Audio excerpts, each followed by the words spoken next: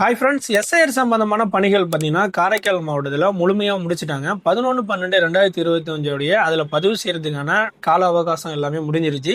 So 16/12/2025 அதாவது நாளைக்கு பார்த்தீங்கன்னா வரைவு வாக்காளர் ஓட்டு லிஸ்ட் வந்து வெளியிட போகிறாங்க.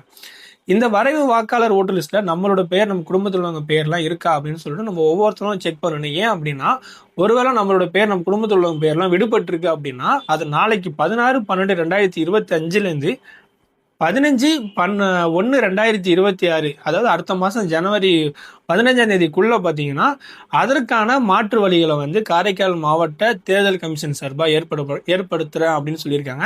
அதனால வந்து அந்த டைமில் வந்து பெயர் விடுபட்டிருக்கு அப்படின்னா நம்மளோட பேரை வந்து அதில் சேர்க்கறதுக்கான ஒரு வழியாக இருக்கும்.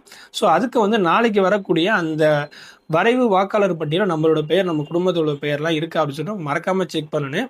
அதுக்கு வந்து அவங்க ஒரு வெப்சைட் கொடுத்துருக்காங்க. அந்த வெப்சைட்டில் போய்ட்டு உங்களுடைய மொபைல் நம்பரை கொடுத்து நீங்கள் லாகின் பண்ணி உங்களுடைய ஓட்டர் ஐடி அதில் நீங்கள் என்டர் பண்ணீங்கன்னா அதில் உங்கள் பேர் இருக்கா இல்லையா, அதுக்கான என்ன ஸ்டேட்டஸ் அப்படிங்கிறத சொல்லிட்டு ஃபுல்லாகவே நமக்கு வந்து அதை எடுத்து சொல்லிடும்.